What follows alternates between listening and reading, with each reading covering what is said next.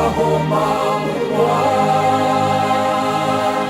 urwo rubanda badukwiriye tuzatubura mana n'ubwo amahanga yavuze ngo tuzi kwicara gusa twe tuzabereka ko turi n'abanyamabasi. Abaduteze amatwi mwese turabasuhuje, ikaze muri iki kiganiro cya VPRX. Turabibutsa ko turi urugaga rw'abaharanira amahoro n'ubwisanzure mu bitekerezo. None kuwa 19 Gashyantare umwaka wa 2015 dufatanyije n'impuguke zibumbiye muri Siri, ni urugaga rw'abanyabwenge b'abanyarwanda baharanira ubunyangamugayo. Tugiye gusesengura imihindagurikire mu mibereho, mu ntekerezo no mu mico by'abenegihugu, ibyo bita transformation sociale cyangwa social transformation.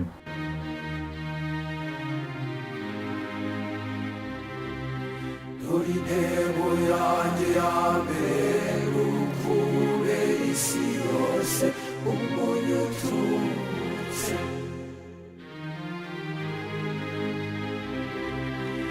zifashisha agahinda n'akababaro nagize abandi ibyishimo.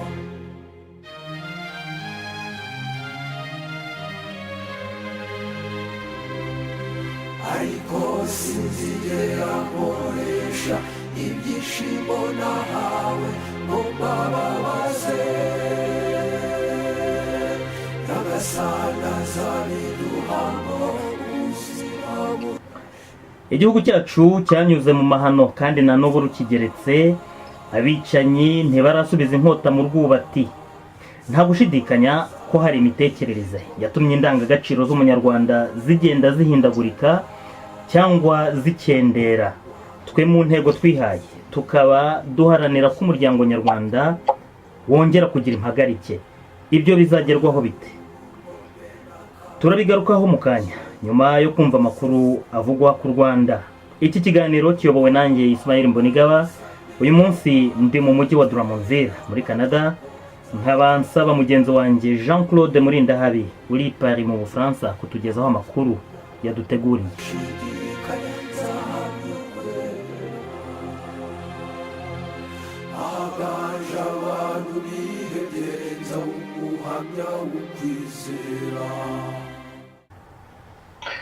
Urakoze Ismaile, nongeye kugusuhuza, ndasuhuza kandi nabo turi kumwe muri iki kiganiro, kimwe n'abaduteze amatwi mwese ndabifuriza kumererwa neza. Amakuru rero dufite uyu munsi najyanye n'ubutabera.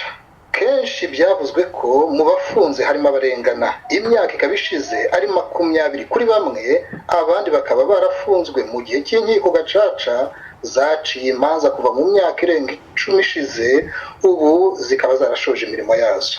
Mu byasobanurwaga n'abategetsi inkiko gacaca zari zigamije harimo kugaragaza ukuri ku bwicanyi ndengakamere, jenoside yabaye mu Rwanda, gucira imanza no gutanga ibihano ku babigizemo uruhare. Inkiko gacaca kandi byavugwaga ko ngo bwari ubutabera bwunga. Mu ikubitiro hari ababikemanze kubera impamvu zikurikira. Iya mbere ni ukwibaza niba mu gihe izo nkiko gacaca zakurikiranye ibyaha bijyanye gusa na jenoside yibasiye abatutsi, ariko bikaba umuziro guhingutsamo izindi nzirakarengane zishwe n'abazishe muri biriya bihe, niba bitaruru kutarushyizwe hagati y'abana b'abanyarwanda no kubasumbanya. Icya kabiri ni uko muri ziriya nkiko kubeshyera abantu byari nk'umukino, bamwe babyishoramo ari za munyumvishirize, abandi babijyamo ngo bavanemo inyungu z'indishyi runaka. Izi nkiko hari abo zabyariye inzangano mu mwanya w'ubwungo bwari mu mpapuro no mu mvugo z'abategetsi. Izi nkiko zafunze imiryango yazo hashize imyaka irenga 2.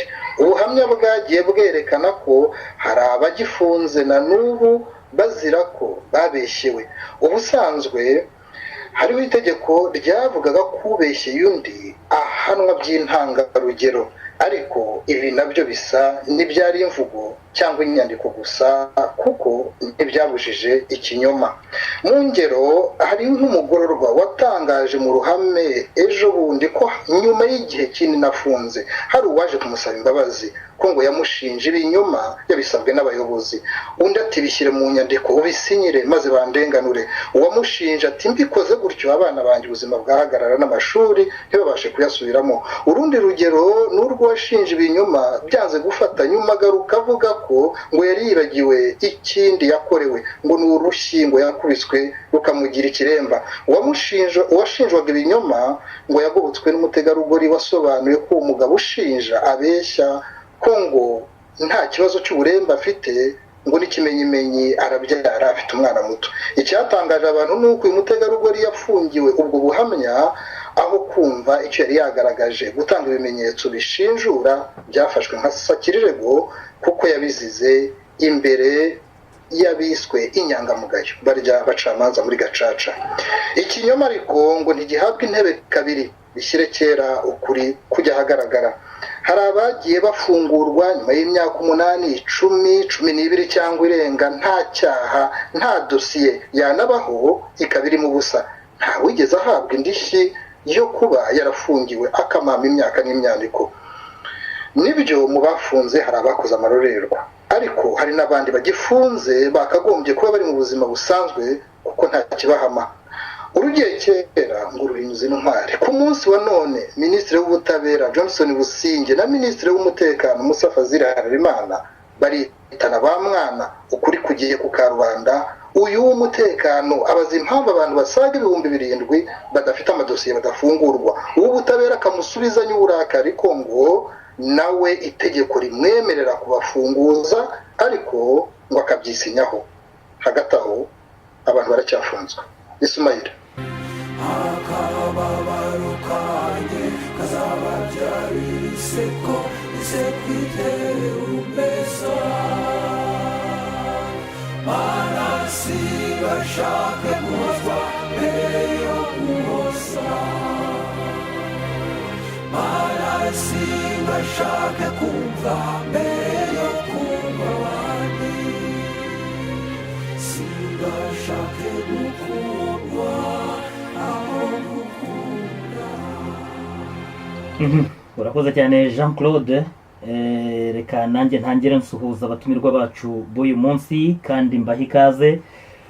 François Munyabagisha turi kumwe hano i Drummondville. Maître Innocent Twagiramungu ari Bruxelles mu gihugu cy'Ububiligi. Turi kumwe kandi na Emmanuel Senga ari muri Leta Zunze Ubumwe za Amerika. Mwese rero ndabashimiye ko mwitabiriye iki kiganiro.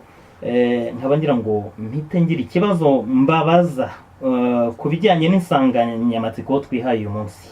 Ariyo nsanganyamatsiko ivuga uburyo abantu bagomba guhinduka muri bo, u Rwanda rukajya umuryango nyarwanda ugahinduka. Mbese uwo muryango nyarwanda ufite iyihe sura ituma abantu bavuga ko hakwiye kubaho transformation sociale ugahinduka? Ni izihe ndwara mbese twavuga yuko umuryango nyarwanda urwaye?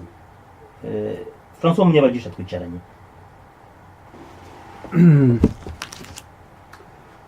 Ni ikibazo gikomeye ariko kubera ko twahagurutse turi benshi turabungikanya. Umuryango nyarwanda ukeneye transformation sociale kubera ko mu by'ukuri wugarijwe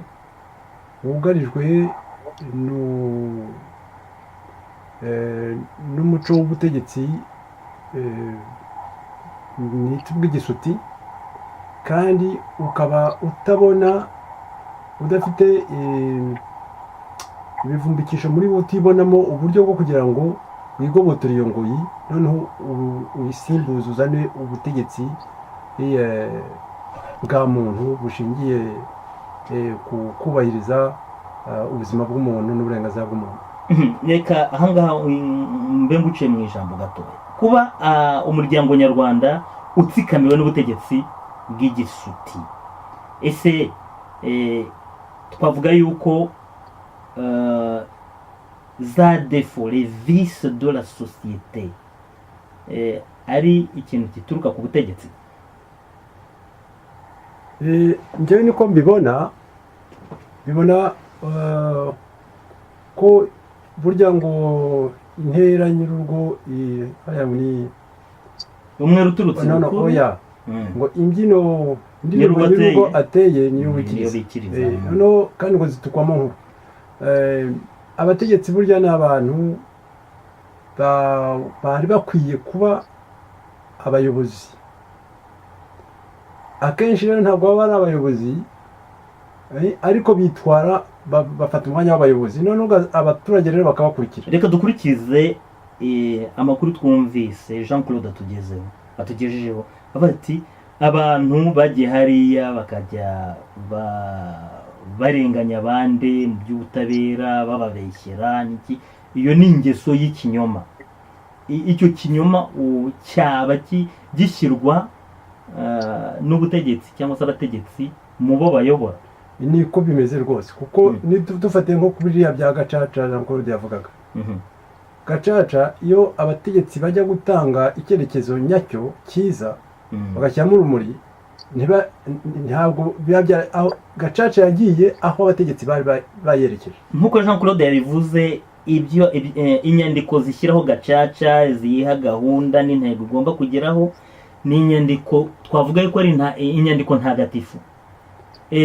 Kuba zitubahirizwa umuturage yabwiwe ati uzakora ibi ngibi byanditse, aho ngaho umuturage nta kintu agomba kwibazwaho niba akoze ibinyuranye nazo. Hari inyandiko hari n'impumeko. Umuntu agenda agashyira hariya inyandiko na Bibiliya yanditsemo ibintu byiza ariko ubona ko abapadiri baza bagasoma bakavuga bati ntuzice ntuzasambane ariko ugasanga bugacya mu gitondo barikorera ibindi. Inyandiko rero n'impumeko n'ibintu bitandukanye. Abantu bafashe inyandiko bashyira hariya noneho barangira ariko bagacyari bahumeka ikintu cyo kuvuga ngo mwicishe mugire muti. Kuko iyo abategetsi batajya kuba barahumetse ubwo bwicanyi butandukanye n'ibyari byanditswe nyuma yaho igihe bababwiye bati kanaka yararenganye bakwihutira kumurenganura. Ariko urabona yuko abantu baza bakavuga ati urabona nk'uriya wagiye gutanga ubuhamya ati ngewe uriya muntu arabeshya ntabwo ari n'ikiremba ariko noneho uwo nguwo bakamufunga. Urumva rero ko niba bwa butegetsi bwarahumekaga ikintu cyiza ikintu gitagatifu baba barihutiye kurenganura uwo nguwo urengana ufunze arengana noneho bakanashima wa wundi wagiye gutanga ubuhamya. Ibyo by'ubuhamya turi bigarukeho mu kanya. Hari ubushakashatsi nasomye, igitabo cy'umushakashatsi nasomye avuga uburyo yabonye sosiyete nyarwanda. Turabigarukaho mu kanya. Reka mbaze Emmanuel Senga we isura yumva abona u Rwanda rufite umunyarwanda afite ku buryo ari isura igomba guhinduka uko byagenda kose. Ni iyihe Emmanuel? Urakoze Bwana Ismail. Umunyarwanda isura afite muri iki gihe abenshi bamubona nk'umuntu w'umubeshyi. Icyo ni ikintu abantu bakunze kuvuga ku munyarwanda, umuntu ukoresha ikinyoma, umuntu w'umwicanyi. Ni ukuvuga ko buri munyarwanda wese ari umwicanyi ariko muri rusange bavuga bati abantu babangukirwa no kwica muri iki gihe ni abanyarwanda. Bamubona ko ari umuntu uzi guhimba, ufite amayeri, ukunda inzangano, umuntu werekana ubugome ku buryo bubangutse, umuntu ubangamira cyane uburenganzira bw'ikiremwamuntu. Mbese muri rusange ni umuntu, iyo bavuze umunyarwanda ni umuntu washaka kwishyira mu gace ka wenyine ariko akarangwa n'ubugome. Niko muri kino gihe umunyarwanda ahagaze muri rusange. Iyi ni isura mbi. None isura mbi cyane. Hari mugenzi wacu Victor Manege Gakoko yashyize hari inyandiko yanyujije kuri Facebook avuga ati abanyarwanda arabahamagarira mbese ngo guca umuco w'ubwicanyi. Ndetse inyandiko yo ikumvikanisha ko ubwicanyi atari ukwica gusa ngo umuntu ave mu mwuka. Uwo muco w'ubwicanyi mubona uteye ute mu Rwanda? Maître Innocent Twagiramungu. Maître Innocent turi kumwe? Ndakumva bwana Ismail. Ikibazo nari mubajije umuco ubwicanyi mu Rwanda na mu by'ukuri navuga ko nta witira ko ari umuco w'abaturage. Ko ari umuco w'abaturage wo kwicana bafite, ahubwo mu by'ukuri usanga ari umuco w'ubutegetsi wo kwicana. Bakurikiye amateka y'u Rwanda bazi ingoma nyinshi uko zagiye zijyaho zigombye kurimbura izindi, abantu bavandimwe bakicana kugira ngo basimbane ku butegetsi. Ariko ugasanga none mu kinyarwanda nyine ingabo zacu twagiraga wasangaga ibyo twitaga imidende, kugira ngo bakwambike umudende ni ukuba wisha abantu bangahe, ku buryo mbese ikintu cyo kwica cyabaga ari nk'ishema. Ariko rero iyo ugiye kure usanga kubera ko abo babaga bitwa ko ari nk'abasirikare b'igihugu, mu by'ukuri ibyivugo byabo byagombaga kuba ari uko bishe ibyo nakwita umwanzi, abanyamahanga, ibindi bihugu by'amahanga babaga barwanya nabyo. Umuntu akaba yavuga ko nk'umusirikare wabo ari mu by'ukuri utavuga ko bitamutera ishema ko yishe ku rugamba abantu. Ariko mu muco wari mu gisirikare navuga ko ubutegetsi bwagiye buhindura, noneho ugasanga izo ntambara kugira ngo kuba zitakiriho kugira ngo barwane n'ibihugu by'amahanga, ubwo zaraje zibasiye abaturage kubera impamvu zitandukanye, impamvu z'amoko cyane cyane na ibintu twagiye tunyuramo. Noneho ugasanga rya shema ry'uko kera bishimiraga ko bica abanyamahanga mu ntambara n'ibindi bihugu rikomeje kuba ishema umuntu ari kurimbura abanyarwanda. Icyo ngicyo rero kuba byarageze mu baturage rwimbi, abaturage muri rubanda rwa giseseka, bigaragara yuko abanyarwanda basigaye bafite wa muco, sinzi niba ari umuco, ni ingeso y'inzangano, aho ayo moko uvuze yahindutse, bumwe bwahindutse abanzi ku bundi, abanzi ku bundi. Noneho uwo muco wo kwica n'iryo shema ryo kwica ryari hejuru rikajya mu bantu, ku buryo rero mu by'ukuri mperutse kumva nize kujya impaka n'umuntu muyize ko ndetse ndumva na Perezida Kagame yize kubivuga ati ariko banoma amasomo ngo nica abaturage, nica abantu, ati bo bica abangana iki, ashaka kuvuga abanyamerika. Gusa sinzi umuntu twajyaga impaka aravuga ati ariko Amerika yo ntago iba yica abaturage ba Amerika, ibagiye ni mu ntambara irwana nazo muri za Afghanistan, mu bindi bihugu hose niwe yisha abantu, ntabwo baba bivuga ko bisha abanyamerika. Ariko twebwe ikibazo ni uko muri Afurika twebwe uba wisha abanyagihugu, bagira ibitekerezo bitandukanye nawe, bazira ubwoko bwabo, uba wisha abanyagihugu. Ni ukuvuga ko uba wambuye igihugu amaboko, wambuye igihugu abantu bagombye gukora bakazamura ubukungu bw'igihugu kugira ngo igihugu gitere imbere kizabe gihanganye mu bindi. Nkeka rero ko ari ubuswa bukomeye cyane, ariko muzi ko ikibazo dufite nuko abanyarwanda dufite umuco wo kumira bunguri ibintu bivuye mu buyobozi, mu bategetsi.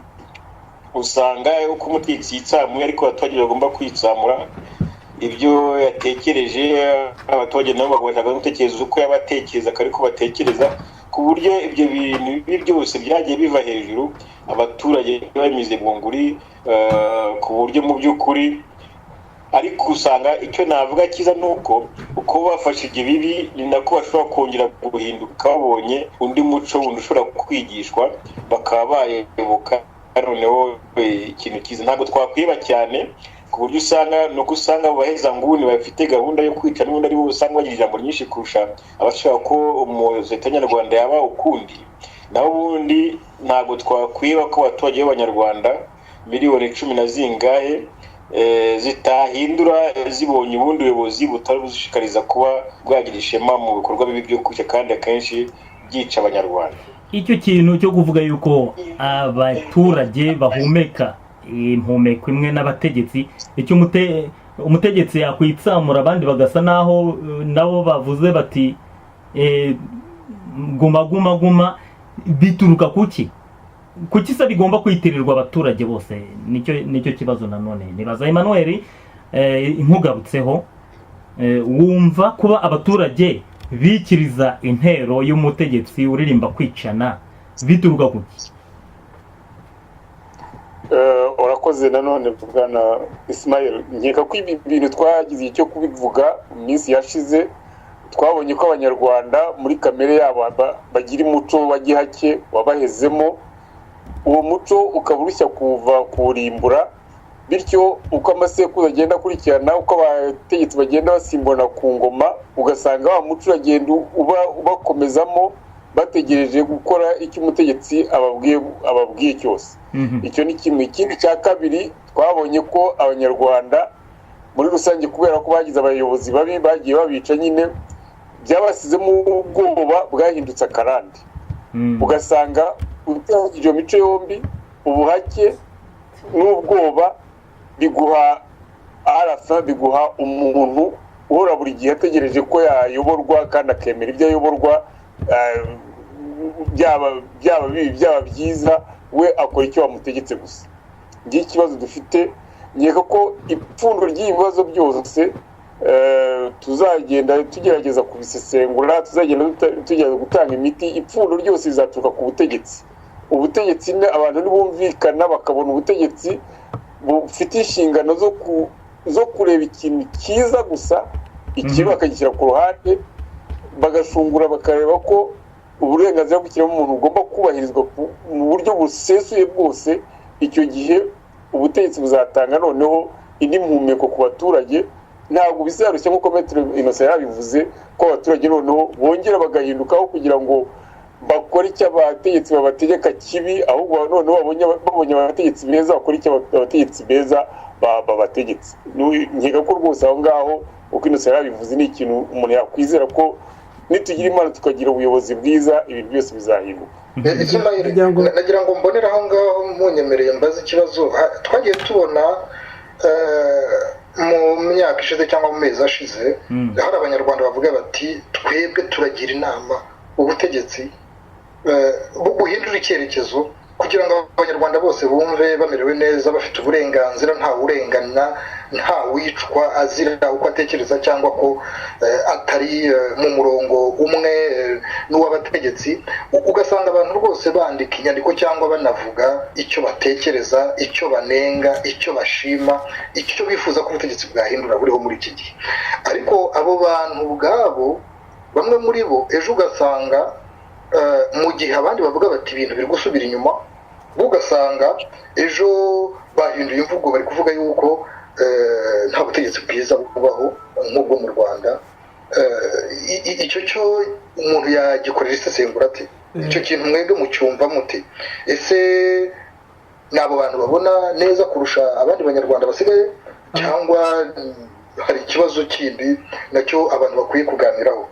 Aho Jean Claude ryango shimangi ikintu unyemereye wenda reka ntange nk'urugero, reka dufate nk'urugero rwa Pierre Celestin Rwigema. Ngira ngo yari yarahungiye muri Amerika, avuga ngo ahungishije agatwe ke. N'iryo jambo yakoresheje ngira ngo ba Ismail mu kinyamakuru cyabo icyo gihe barabyanditse, avuga ngo yahungishije agatwe ke.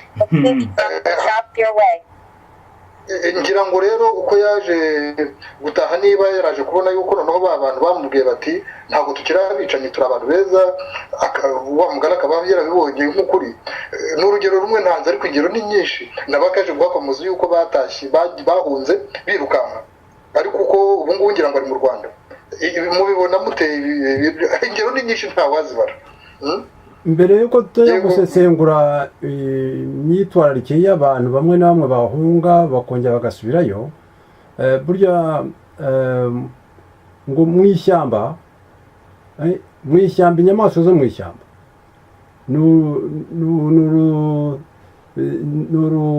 zirazurungutana,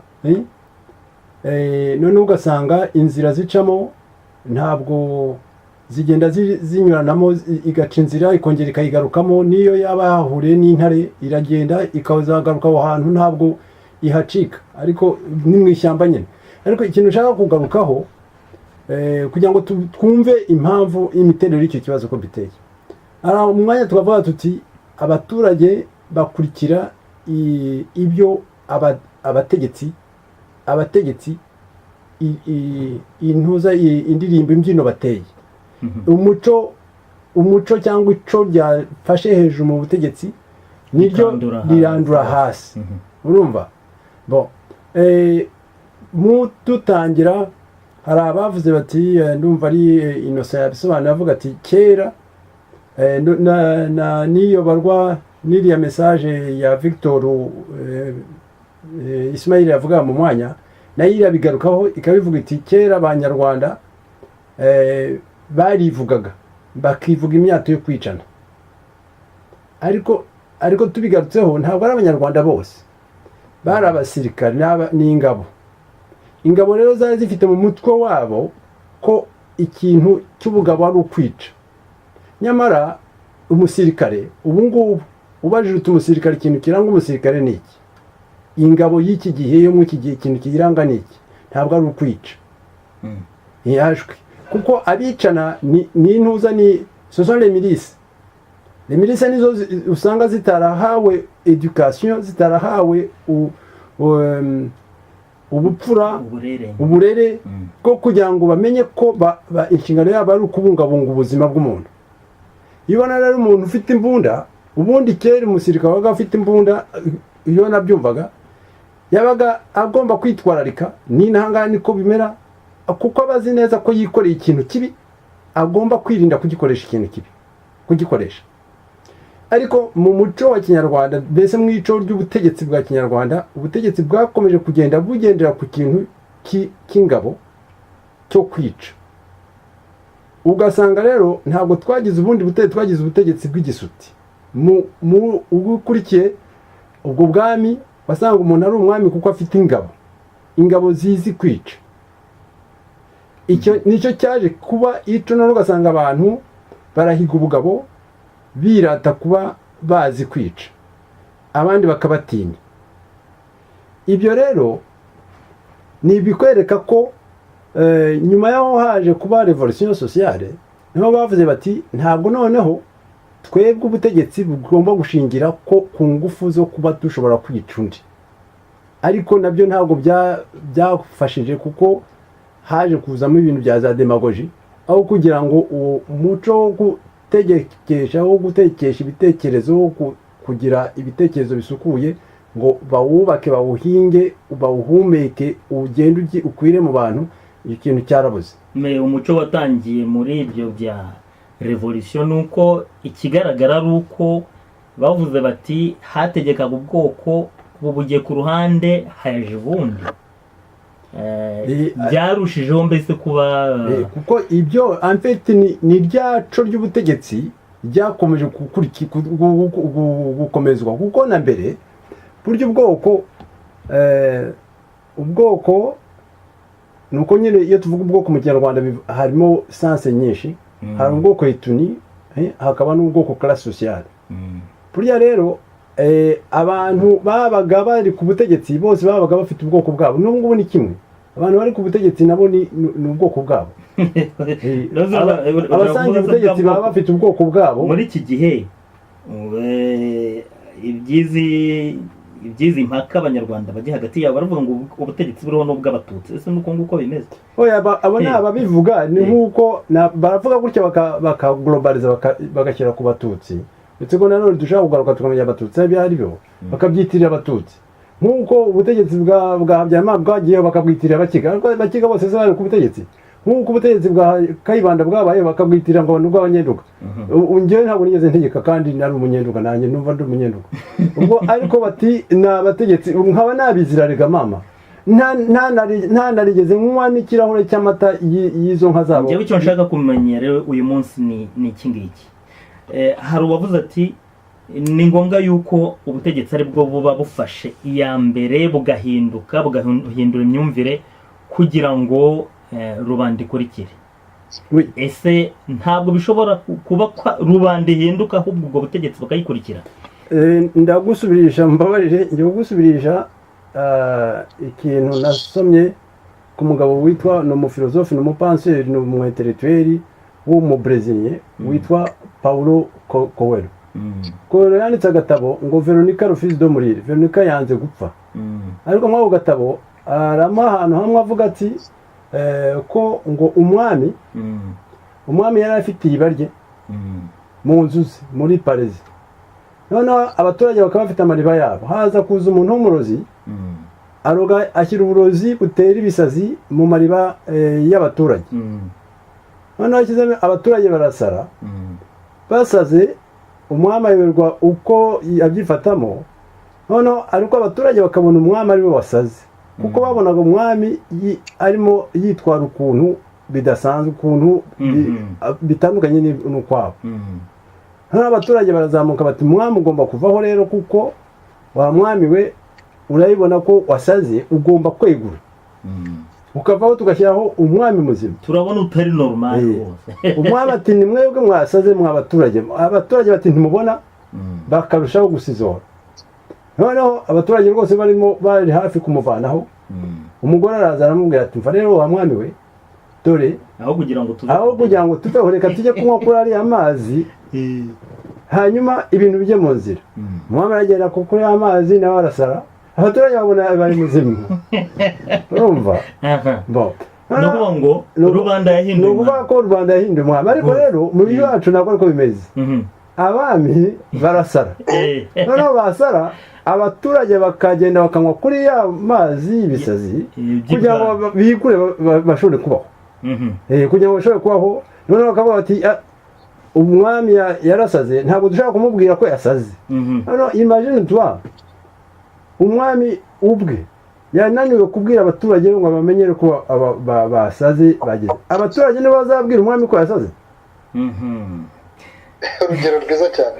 Urwo rugero ndarukunze, kandi ngiye urwo rugero ndarukunze kubera yuko numva yuko hari igihe bishoboka yuko abantu bazagira amariba banyweshaho umwami w'u Rwanda, sibyo?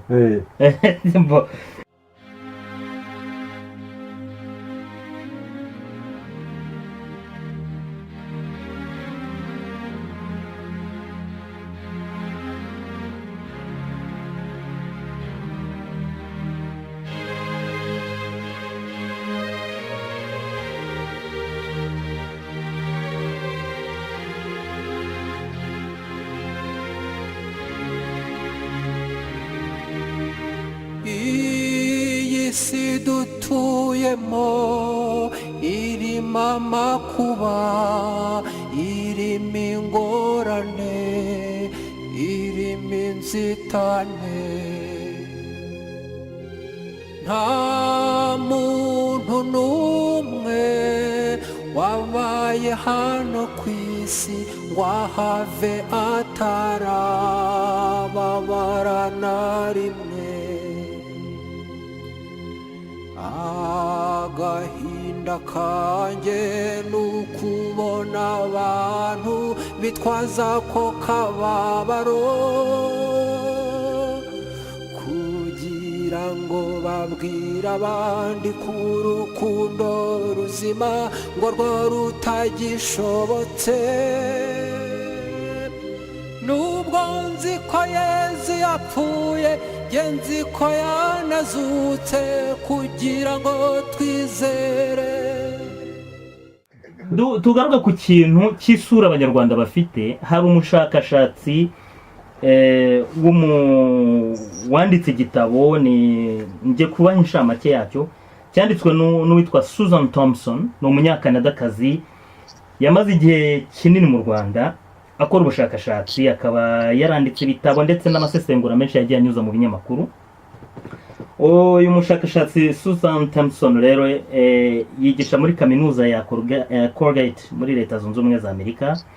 Avuga ko politike bisi y'ubumwe n'ubwiyunge mu Rwanda, donc ubumwe n'ubwiyunge hagati y'abahutu n'abatutsi, ngo hagamijwe kurema u Rwanda rushya cyangwa u Rwanda rw'abanyarwanda bose, ko iyo politiki yabihishe amayeri ya guverinoma yo gushyira igitsure ku baturage no gushimangira ubutegetsi bwihariwe na FPR.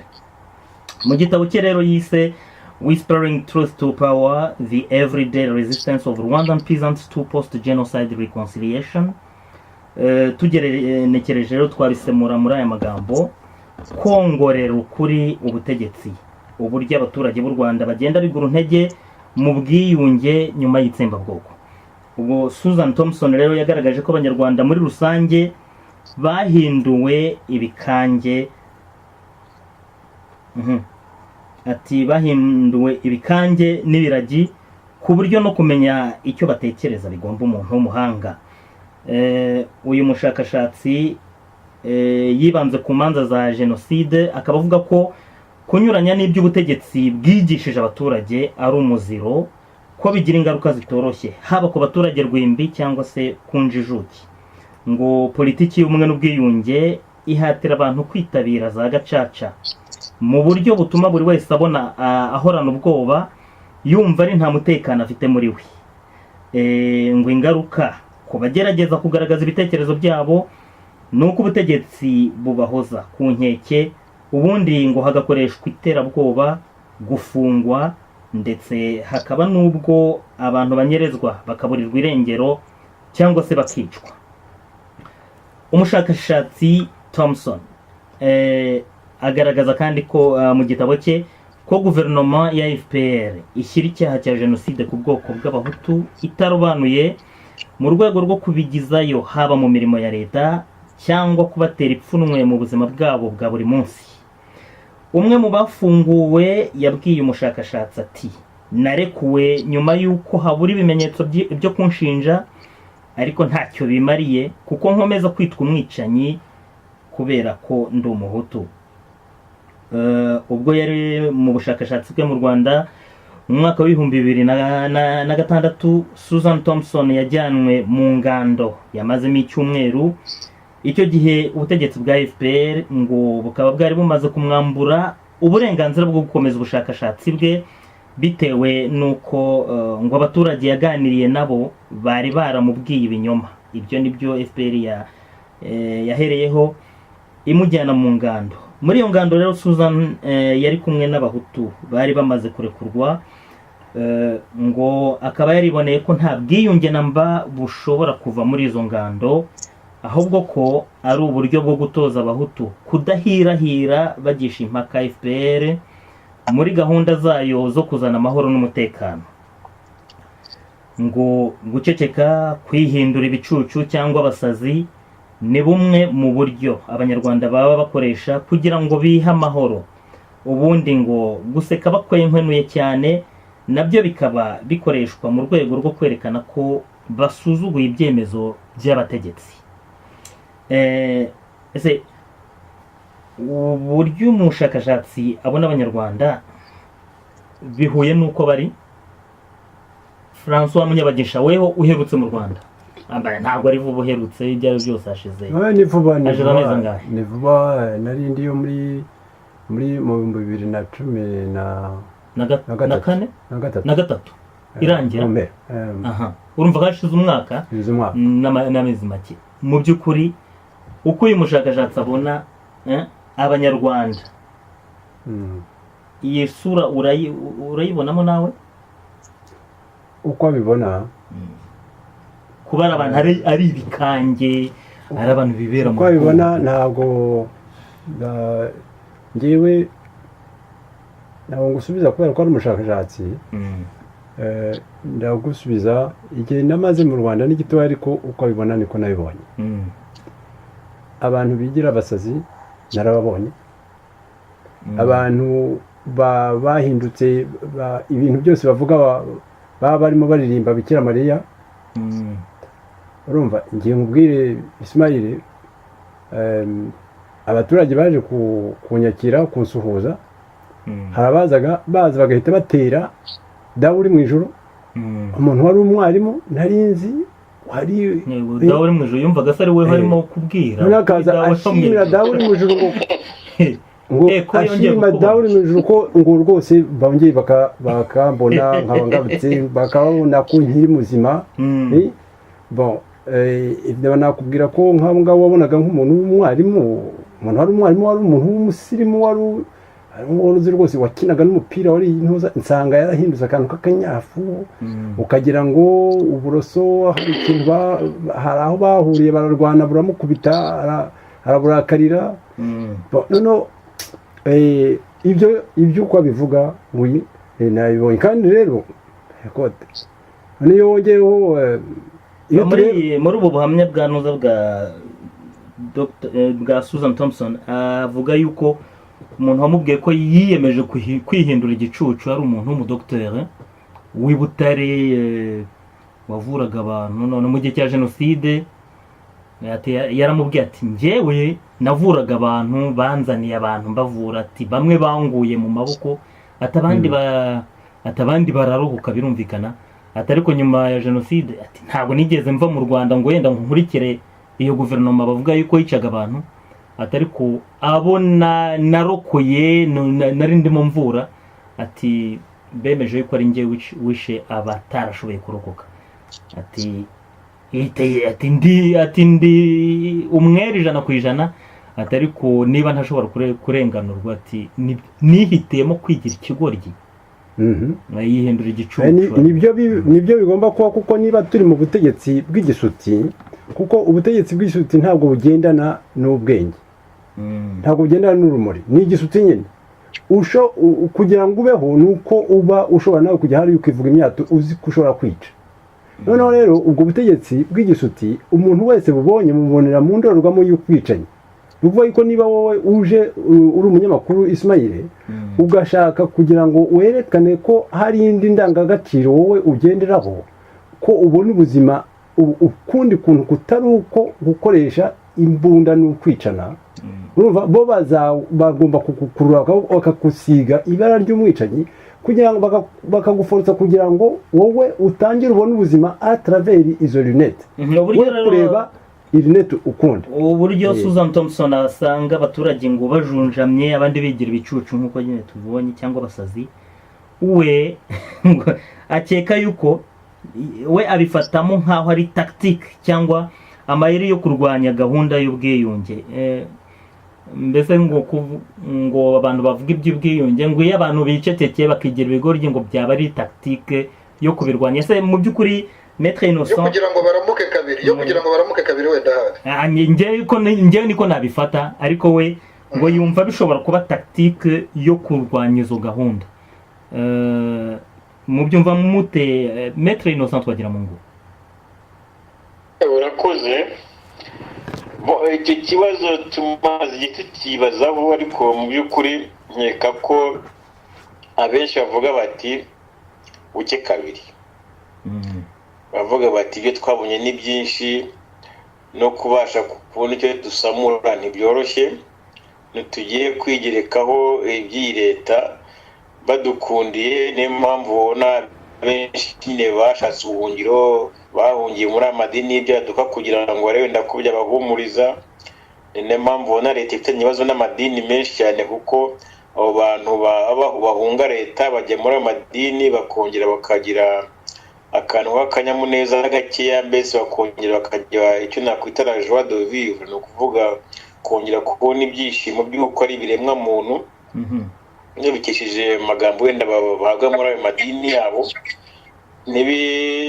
ntibishimisha abategetsi ku buryo usanga ari abapasitori benshi bagenda batotezwa bazira ko bafite abayoboke nk'abo ngabo nyeka ko rero mu by'ukuri byabaye ubuhungiro ari ayo madini ari n'iyo myitwarire nk'uko umushakashatsi yabibonye ntabwo nkeka ko akenshi bapinga izo gahunda z'ubwiyunge kuko n'ubundi ari ubwa nyarureshwa baba babizi yego harimo no kuzipinga ariko akenshi ni ukuvuga ati biramuke kabiri ko ntabavuga ko babonye abandi bantu babazana mu bwiyunge bundi bwa nyabwo babujyamo mu by'ukuri biravanze navuga ko bivanze ariko ikiri imbere cyane ni icyo kuvuga bati tugize imana twaramuka ibyo niko mbibona Ismail hari ikibazo mfite abatumirwa bacu batubwira naho ku kibazo naciye mu ijambo Jean Claude cyane ku kibazo yari yabajije cy'abanyarwanda impamvu bagenda bahinduka nk'uruvu ugasanga umuntu ibintu bikomeye cyane yavugaga nyuma y'iminsi 2 cyangwa se nyuma y'ukwezi byari umukara bibaye umweru. Nkeka ko biri muri wa muco w'ubuhake dufite watwokamye utatuvamo. Niba warize amadogotora 20 nangahe usanga icyo kintu kitadushyiramo mu by'ukuri, ku buryo usanga n'abantu biza kugira ngo babashe kuba bazabera abandi urumuri, ahubwo bashaka kugumya muco wende kugira ngo nabo baramuke kabiri. Ku buryo rero usanga ari nimwe mu Kinyarwanda bavuga nuko ntibuka umugani neza ngo ukuri wakavugishije bavuga ukuri wakabwiye umwami ukumuhakishwaho. Ariko rero Innocent nakunganira ni ukuvuga mu by'ukuri abantu baravuga bati iyi ngoma ntawamenya wenda izabaho ingoma bihumbi, si njyewe ugiye kugira ngo ndage abana banjye wenda kuzasazira hanze, cyangwa se nanjye kugira ngo nsazire hanze kubera ko ntazi uko bizagenda cyangwa mu bukene. Ngize imana nubwo nari mvuye mu gihugu bashaka kunyica, ejo baramutse bavuze bati wa mugabo ari kubwo wagiye hanze, noneho bya bintu ntawamenya wenda twakwihorera uramutse udufashije mu zindi ngamba runaka. Usanga umuntu yahindurije ikote, mu by'ukuri atari uko yemeye ko ya ngoma yahindutse, mu by'ukuri ari uko areba inyungu ze bamubwiye kandi z'igihe gitoya. Ni ukuvuga ko ni ukwikunda cyane, aho kugira ngo arwanire ko ibintu byahinduka ku bantu benshi, akavuga ati ngewe ngize imana bikangeraho niyo narya mu indi myaka 2 nanyarukanyeka ko rero biri muri wa muco wacu wo guhakirizwa cyane. Urakoze cyane. Nkunganire Innocent, nkunganire kuko mu by'ukuri yego ibyifuza rwose birumvikana. Uvuga uti wenda umuco wo guhakirizwa, umuco w'amaco y'inda undampemuke ndamuke, ariko ntabwo ari byo. Ntabwo ari byo kuko ikibazo aho kiri nuko umuntu baramwirukanse bamutera ubwoba bw'iki? Ubwoba bwo atinya gupfa. Bamuteye ubwoba, bamuteye gutinya gupfa, ariko nk'uko gutinya gupfa niko gupfa kwe. Umuntu rero bamuhaye indorerwamo areberamo ubuzima, abureberamo n'ubutegetsi. Ni igisuti, urabaho uramarisha cyangwa urapfa. Niyo ndorerwamo bamuhaye, ariko nta yindi ndorerwamo afite ngo amenye yuko ubutegetsi bushobora kubaho budakoresha igisuti, ko hashobora kubaho ubutegetsi bw'ibitekerezo bwo kubahiriza ubuzima bw'umuntu. Noneho ngo ibyo bintu abyumve, aho kugira ngo abone igisuti n'urupfu, abone umwuka abantu bahumeka basangira. Noneho we muri kwa guhunga, ye guhunga urupfu, ahunga umwuka mubi wo kwicana, ajya gushaka umwuka mwiza wo kugira ngo abantu babeho basangire kubaho. Niba ageze hanze akabona uwo mwuka, wazashakisha kugaruka kugira ngo aze guhumeka umwuka usangiza abandi, avaneho bwa butegetsi bw'igisuti. Ibyo rero kubera ko akomeza kurebera agahumeka umwuka w'ubutegetsi bw'igisuti, niyo mpamvu agera hanze agatinya urupfu, akongera akagaruka akemera akisumeta ku gisuti. Naho ngaho ibintu bavuga yuko bari abantu baba bafashe icyemezo cyo kujya gupfukamira mu butegetsi bw'i Kigali kandi barabuhunze, baba bafite ubuhe bwoba bwo gupfa bari hanze nyine aho bageze hari umutekano. Ibi bihugu turimo ni ibihugu bikize, nta muntu usonje. Ahumeka umwuka w'igisuti wo gutinya igisuti, we indorerwamo areberamo, akumva icyo gisuti cyamukurikiyeho uretse no kumukurikira, kuko ntabwo abona ko mu gihugu hashobora kubaho ubundi butegetsi butari ubw'igisuti. Urabyumva? Ntabwo abibona. Biragoye kubyumva kubera ko n'uguhumwa amaso akabona ko ubutegetsi ari igitangaza. Ntabwo abibona, ntabwo abyumva. Aravuga ati buriya butegetsi, ubutegetsi bw'igisuti ntabwo bwihindura, ntibuhinduka. Ashwi iyo hatabonetse abantu bahumeka ubundi butegetsi ngo babuganze, babuhumekere, babusunike kubera impumeko, ubwa butegetsi bw'igisuti burakomeza bukaramba. Abantu rero batari babyumva iyo mpumeko. Rero yenda nibyo dushobora kuza kugeraho, aho turaba turi buze kujya gushaka umuti w'iyi ndwara abanyarwanda barwaye. Iyo mpumeko yo mwumva izaturuka he? iyo mpumeko ishobora kugenda. nicyo kibazo nashaka kuganishaho Ismail unyemereye. Ikibazo nagiye kubaza cyari cyo kwibaza ngo ubutegetsi urabona abanyarwanda dufite uko tubibona, hari abatinyuka bakabivuga uko babibona, abandi mwabivuze bakigira nk'aho ari abasazi kandi atari abasazi, ntibabuvuge uko babibona kugira ngo wenda baramuke kabiri nk'uko abatumirwa bacu babivuga. Ariko mu by'ukuri hari n'ayo mayeri n'ubwo bwenge, kuko ubwenge burya hari n'igihe budakoreshwa mu nzira nziza, n'ubwo bwenge cyangwa amayeri yo gushaka kuganisha abantu mu muyoboro uyu n'uyu nk'uyobora amatungo, icyo kintu cy'iterabwoba mwavuze. Ariko se mu by'ukuri niba ubutegetsi burimo abantu bazi ubwenge, babona ibyo bintu bishobora kuzamara igihe kingana iki, bishobora kutazagira ingaruka yaba kuri bo no ku gihugu no ku banyarwanda, mu gihe abantu bavuga bati ibi bintu ntabwo ari byo, ibi ntabwo tubyemeye, mu by'ukuri bumva babigiramo nyungu ki, mu gihe umuntu ushyira mu gaciro umuntu ufite ubwenge abona ko atari ibintu bishobora kuramba. Jean Claude, kuki mu by'ukuri ndagira ngo mbaze Emmanuel Senga niba udaheruka kuvuga, ariko reka mbanze gusubiza aho ngaho gatoya, udeplashira ikibazo ko ntabwo ariho ikibazo kiri, inyungu bo babona ibyo babona ibintu ntabwo ariho ikibazo kiri, ngaho ukomeze uko babona ibintu, ibyo ni ibindi, ni ikintu urundi rwego, n'indi ntuza yabo, bafite intuza yabo, nta kibazo gihari rero. Ahubwo ikibazo aho ikibazo mbere ya hagati bo uko bafureka kwabo, ese abantu babari imbere abandi cyangwa babayobora bo bafite impumeko ki? Niye mpumeko dushobora kugira ishobora gutuma kwagufureka kwabo ikibazo kugira ngo cyumvikane neza, ni gute abantu bashyira mu gaciro, kereka niba nta muntu n'umwe ushyira mu gaciro mu bategetsi, ni gute wakwiyemeza strategy mu by'ukuri izagira byo bavuga ngo urugiye kera ruhimbiza, bigaragara yuko udashobora kubeshya, ushobora kubeshya.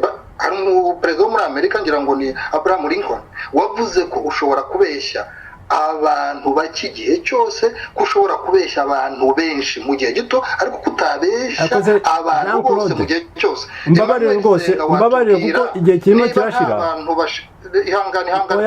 Mbabarira kuko aho ngaho uravuga ibintu birimo binkirigita. Oya ntabwo nza kuguza kuko reka aho ngaho ifo battle fair cantiration. Rogarde reba ubutegetsi bw'igisuti mu Rwanda buriho kuva ryari? Ntabwo bwigeze buriho kuva ku gihe cya cyami, kuko twagendeye tugendera ku ibyo bintu by'ingabo, uzi kwica, uzi kurwana, uzi kumara abantu, kugeza n'ubu ngubu nibyo bikiriho. Iyo rero baza ngo babona bizarangira ryari, ahubwo tuzabirangiza ryari ibyo ngibyo. Naho abandi bo ibaze ko guhera igihe byahereye kuva umwami Rwabugiri ingoma zisimburana ari ukurata gukaraga amacumu gusa. Na n'ubu ngubu aho rero urumva rero ko mu by'ukuri n'iyi ngoma yasimbura indi, ariko zisimburana ari bya bindi by'imirishyo ihimbuka gusa, ntabwo ari byo. Twebwe tugomba guhindura ibintu tugatera indi mbyino, tukagira indi mpumeko, tukayibahumekeramo. Harimo abantu nabo bashakisha bibaza batari ko se uburyo bwo gutegeka igihugu ni ubw'igisuti gusa, nta bundi buryo. Urumva rero ko twebwe reka nkunganira aho ngaho na Emmanuel akomerezeho asubiza. Sinzi niba ikibazo yenda cyari cyakarangiye. Ikibazo nuko ntabwo narangije neza interuro y'ikibazo, kwari kuvuga ngo habuze abantu bavuga ijwi rikumvikana bavuga bati ntaho biganisha igihugu. Iyo niyo magambo ajyanye n'icyo kibazo yaburaga. Baba bari mu butegetsi, baba n'abari hanze yawo. Aho ngaho rero Emmanuel yadusubize, niba ashobora no kutubwira uburyo ashobora kuvuga ati igisuti twavuga yuko gihera kikazagera ahangaho. Ese hari igihe u Rwanda rwabayeho rudafite igisuti, akurikije icyo Munyabagisha tubwiye? Murakoze, reka namaze igihe kinini ntavuga, reka mugani ngira icyo mvuga. Ikintu cya mbere mbaza kuvuga ni uko iyo urebye aha turi, hatuvugira ukatugereranya n'abari mu Rwanda, wagombye kumva ko turi muri kondisiyo ebyiri zitandukanye. icyo nshaka kuvuga ni iki, ibitekerezo byose dufite nta kintu kivuga ko n'abari mu Rwanda batabifite, ariko icyabuze ni iki, ni imvugiro, babuze abo babivugira.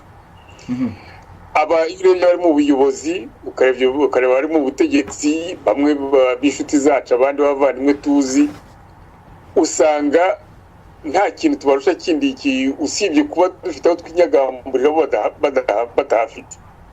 Ni ukuvuga ko ibitekerezo dufite nabo barabifite, ariko ikigaragara ni iki, ni uko bacuritse umutwe kubera ko bavuga ati nituwubura cya gisuti kiratunyuramo, barakitujomba. Icyo ni ikintu tugomba kumva, tukumva ko bafite ubwoba, ariko ubwo bwoba butababuza gutekereza nk'uko natwe dutekereza. Ahubwo ikintu umuntu yagombye kubavuga, abatese hari igihe bazashobora nabo gutekereza nk'uko dutekereza, cyangwa se hari uburyo bazabona, hari ubushobozi bazabona bwo kugira ngo badufashe gutekereza nk'uko dutekereza. Aho niho dutekereje kandi niho tuganisha. Ni ukuvuga ko duhereye kuri ibiganiro tugenda dukora, duhereye ku bintu byandikwa hirya no hino, duhereye ku masesengura akorwa ku kibazo cy'u Rwanda. Mwari muvuze nk'ayo masesengura yakozwe n'uwo umunyakanada, ibyo yavuze ni ibintu abantu twese tuzi, waba wari uri mu Rwanda iki gihe, waba wari uvuye mu myaka ishize, ibyo byose uko abanyarwanda bitwara imbere y'ubutegetsi bayobora iki gihe. Barashinjirije, berekana ko batabyumva, ntibangeyo bijya, ariko mu by'ukuri ntabwo ariko bimeze. Ntekereza ko nk'abari hagati, ni ukuvuga hagati y'abategetsi n'abaturage, bafite ukundi kuntu batekereza.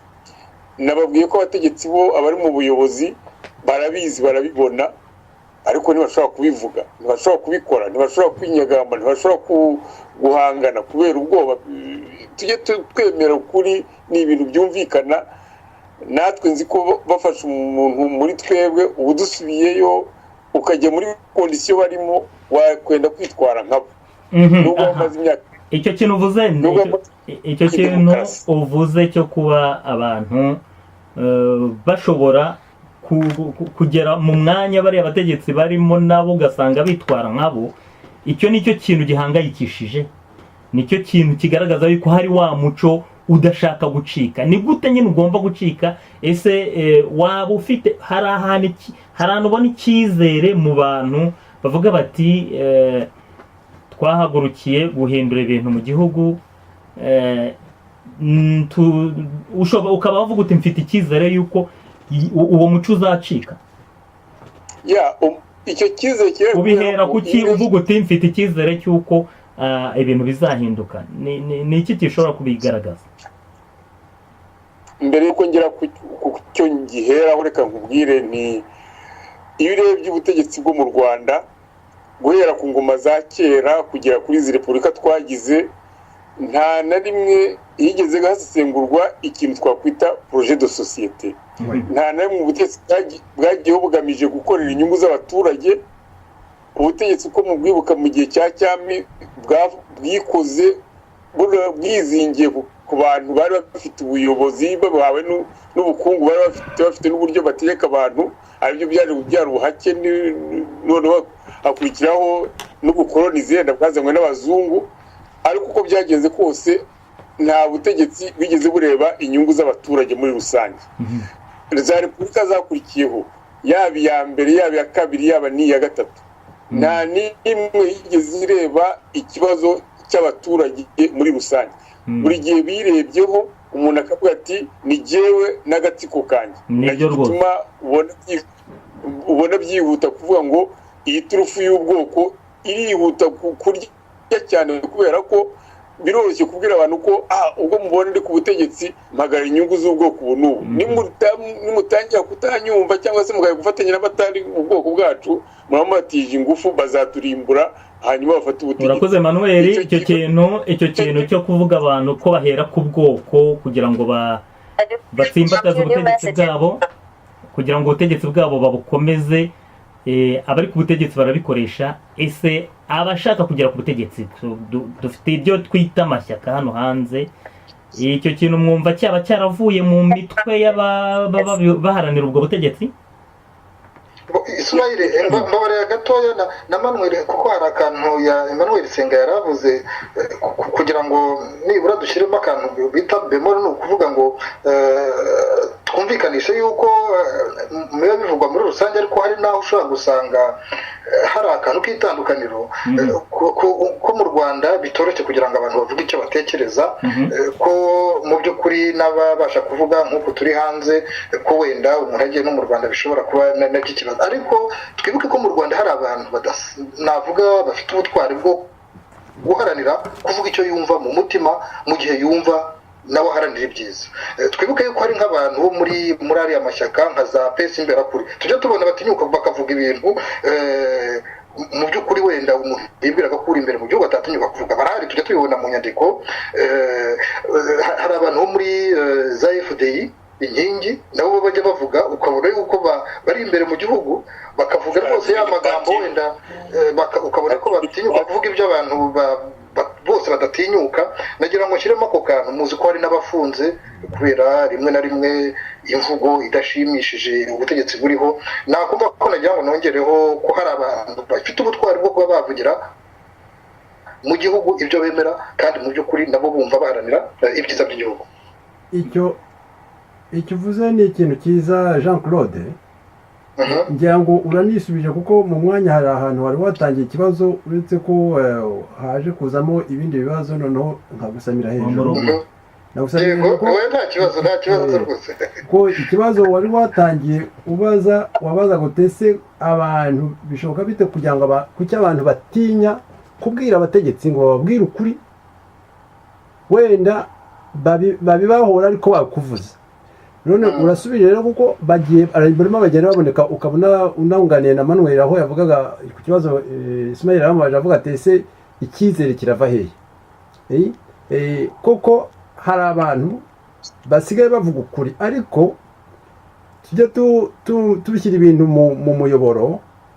Hari abantu bavuga ukuri mu byo bakakuvuga, ariko ari nko kuvuga ukuri gusa.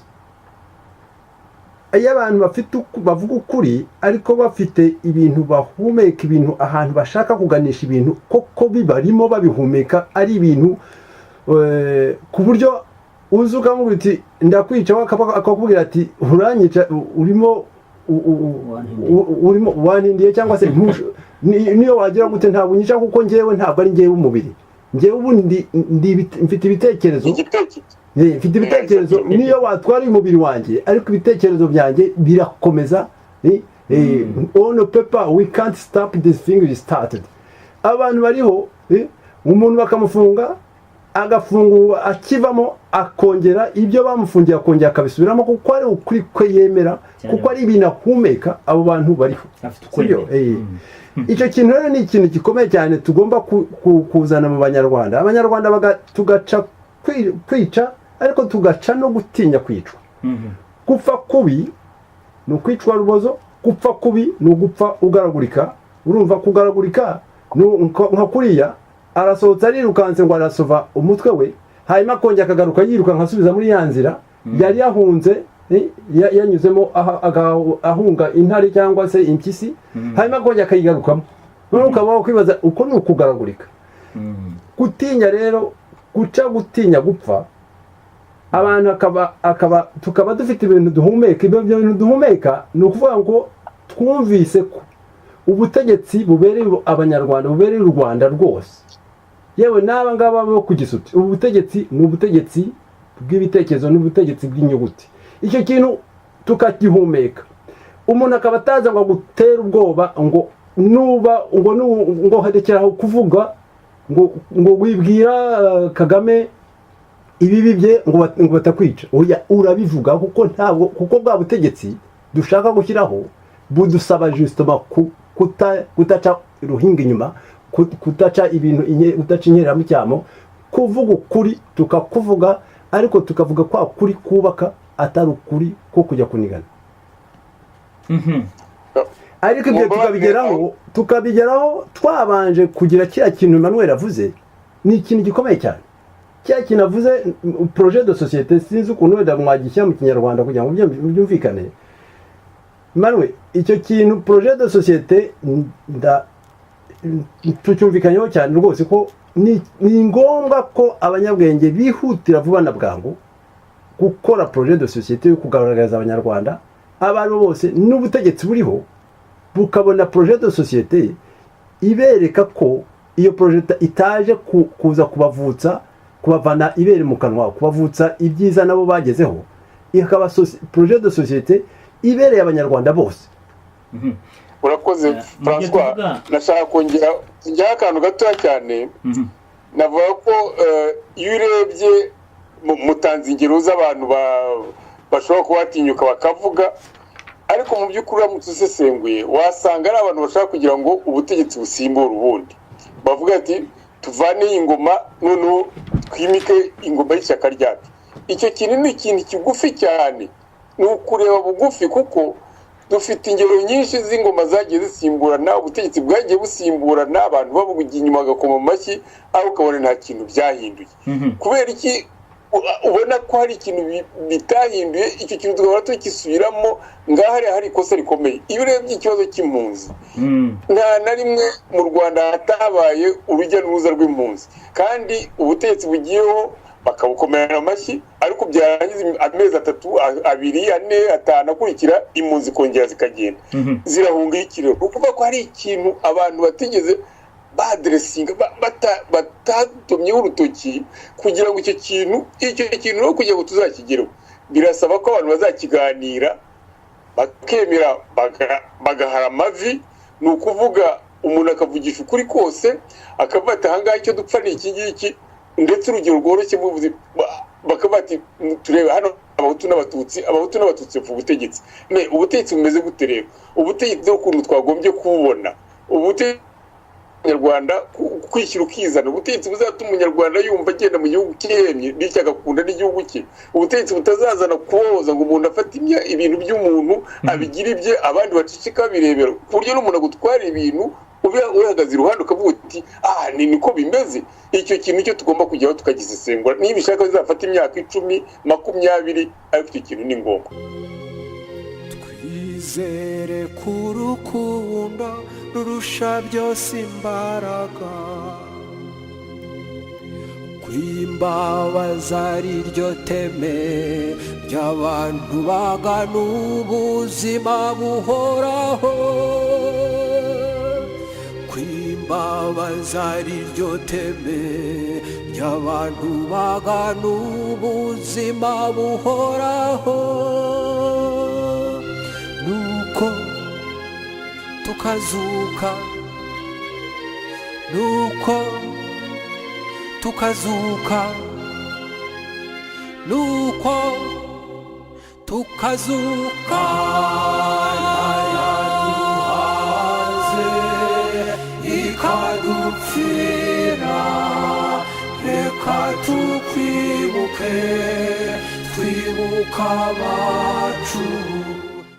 Nyuma y'uko FPR ifata ubutegetsi muri 1994, ni iki mubona ishobora kuba yarahinduriye abantu ba ikintu cyaje, mbese ibingibi tuvuga by'amakoncept mashya, akantu gashya wumva yenda nka FPR yaba yarinjije mu mitekerereze y'abanyarwanda, ku buryo abantu bavuga bati tubihereho nibura tujye, niba bivugitse nabi tubikosora imvugo, ariko bye kuba byabyo kuvuga ngo nta kintu na kimwe tubona FPR yazanye, niba have natwe tuhajye. Icyo kintu nicyo mbona gihora ari ikibazo, kuzuje gukubura ibyo usanze ukavuga yuko bitigeze bibaho. Icyo kintu murakibona yuko ari ikibazo abanyarwanda bageze kuva kera. Ubutegetsi bwa Repubulika bwaraje buvuga yuko ingoma ya cyami nta cyiza yakoze. Ubwa Repubulika ya kabiri buza buvuga yuko iya mbere rekada. None n'aba ngaba baje basimbuye Repubulika ya kabiri baraje bavuga yuko nta kintu cyiza cyakozwe. Byumvikana bite yuko nta na rimwe abantu bashaka kugera ku butegetsi babona ikintu cyiza abababanjirije bageze ku buryo bacyubakiraho? Nta na kimwe mwebwe mushobora kubona bwana reka mbaze Maître Innocent bagira mu ngubu.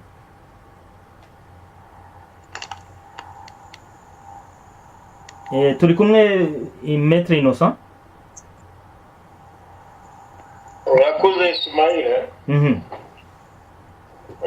cyawe ni kuri njye ni ihurizo ritoroshye kuko mfite ibintu byinshi cyane bikomeye nenga iriya ngoma wenda rimwe nabona umwanya wo kugira ngo tubiganireho kandi bikomeye cyane kandi mfitiye gihamya cyane cyane ku byerekeye ko bafite umugambi wo kwica abanyarwanda cyane kubera ibibazo by'amoko ari ukubica kubw'umubiri cyangwa se kubica nabi batuma baho nabi kugira ngo bagamije kugira ngo bakomeze ubutegetsi bwabo nkeka ko nabyo nabonera gihamya biri ibibazo bikomeye cyane mbona bituma ko kugira ngo mbone ibyiza bakora ari bike kandi nkabona ko bafite umugambi munini cyane ndetse no mu karere k'ibiyaga bigari no mu karere kose kanini kugira ngo bahagire ingufu cyane bituma bajya mu byanze bikunze mu bwicanyi bukomeye cyane ari ubwica abanyarwanda no bwica abantu benshi bo mu karere k'ibiyaga bigari.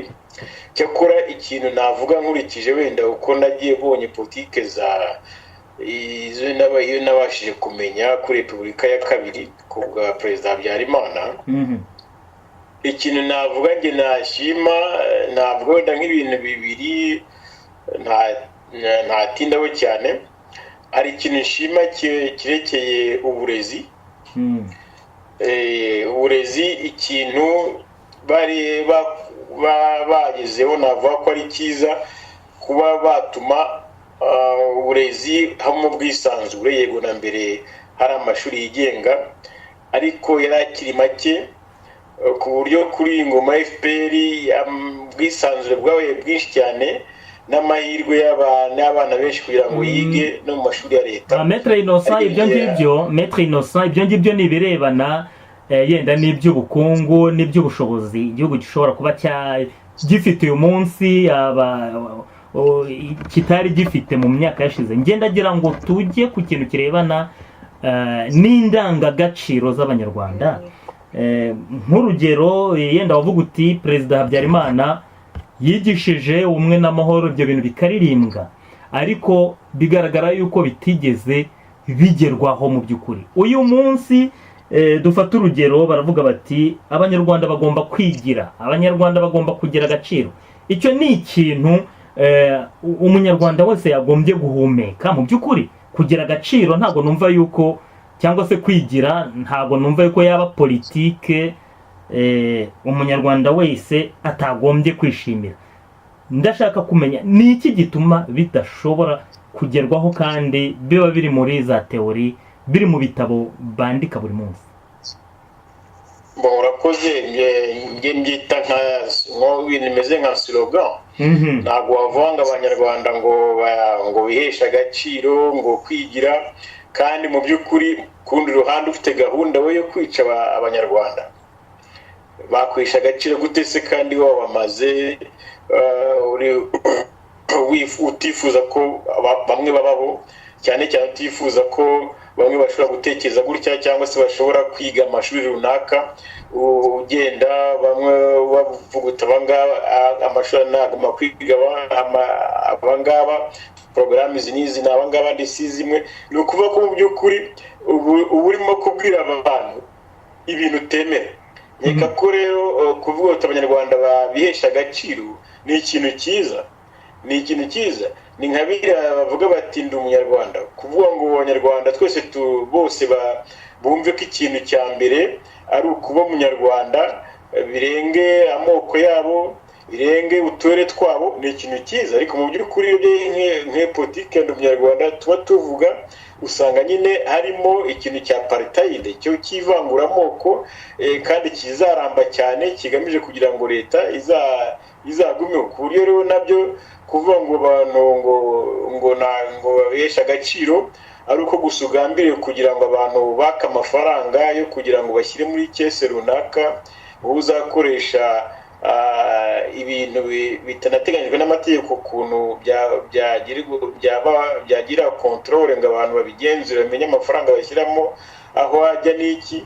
Niho kugira ngo ni gahunda yo kugira ngo ucuze abantu. Ku buryo rero slogan ni nziza, agaciro ndi umunyarwanda, ariko nta bushake buhari bwo kugira ngo abanyarwanda koko bagire ako gaciro, babe koko abanyarwanda bose, ahubwo uba ufite umugambi wo kugira ngo haboneke abanyarwanda bamwe bacakara bagomba gukorera abandi, bagomba kwicwa igihe ushakiye, cyane cyane baramutse bihaye kugira ngo batekereze batabaye nk'inka ziri aho ngaho. Icyo kintu cyo kuba ku ndangagaciro za FPR ni nke cyane cyane urebye nyine umuco wo gutinya bashyize mu bantu bakomeje kongera mu bantu, no kugira ngo abantu bose birirwe banekana, buri wese atinya undi, ari umwana atinya umubyeyi, umubyeyi atinya umwana, ari umusirikare nta musirikare wizera undi, ari abapolisi, wese gutera urwikekwe ahantu hose.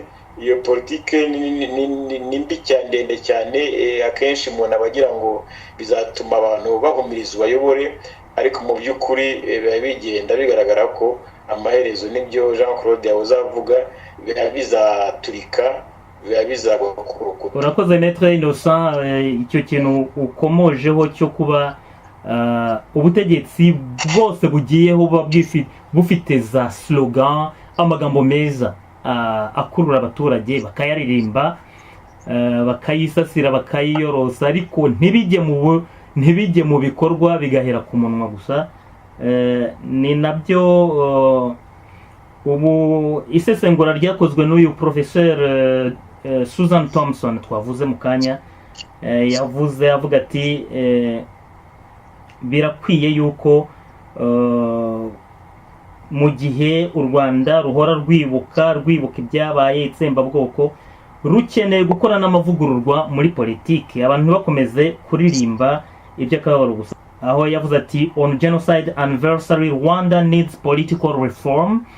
Hari n'indi nkuru y'isesengura nyine Thompson yanditse asobanura ko kuba mu Rwanda hakomeje kuba iheza hagati y'amoko bishobora kuzaba intandaro y'amakimbirane. Mu Cyongereza aravuze ati lack of inclusiveness in Rwanda could lead to conflict.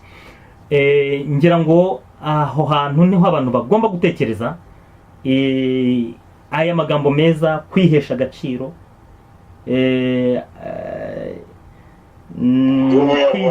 kwigira ndi umunyarwanda, ntibihere muri za slogan gusa. Ariko se bizagenda bite? Ese abari ku butegetsi niba babivuga ntibabikore, ese uharanira kujya ku butegetsi we yaba afite gahunda yo kugenda avuga ati nje kubikosora, aho kugira ngo njye kubyirukana ngo nuko byakozwe n'abandi? Sinzi Emmanuel, reka nkugarukeho kuko uri umuntu wanyuze mu buyobozi bwa kiriya gihugu. Ese uyu muco kugenda abantu bakubura wumva ugomba guhagarara ryari? Urakoze Ismail, nagira ngo mbere yo gusubiza icyo kibazo nsubire inyuma gato, mvuge ko iyo urebye gushaka ikintu kireme yenda ubuyobozi dufite ubu ngubu bwasigira abanyarwanda, cyangwa se wavuga uti ibintu byose ntabwo twavuga ngo ni 0-0, wagombye ahubwo gutekereza uti ubuyobozi bwaje bute, hanyuma bageze ku butegetsi bifashe bate, kuko nkeka ko ari aho wahera uvuga uti icyo basigira abaturage cyaba gikomotse kuri iyo myifatire.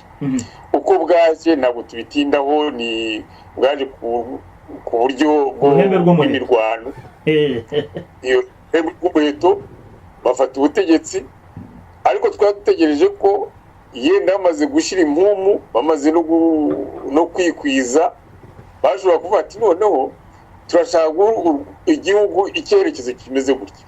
Ibyo ntitwabibonye, ahubwo wasanze buri gihe hategeka ibintu by'amarangamutima biturutse nanone ko umuyobozi yarose, nibwo bwaje izo za gahunda zose bavuga za leta, ni gahunda zimeze nk'indoto bakubita hejuru y'abanyarwanda, ukibaza niba koko hari abantu babitekereje. Ariko ntibigomba gutangaza kuko abagomba kubitekereza ntabwo aribo babikora. Birasaba ko abantu bajya ku meza ari benshi, none bakiga gahunda z'abanyarwanda zabagirira akamaro. Icyo nicyo kibura kugeza ubu ngubu. Ubu rero aho niho hantu n'ubu hagikomeye, mvuga ko nk'uko wari umaze kubivuga n'aya mashyaka dufite, urabona ko aya mashyaka nayo amenshi arihutira kuba yafata ubutegetsi no gusimburanwa ku butegetsi.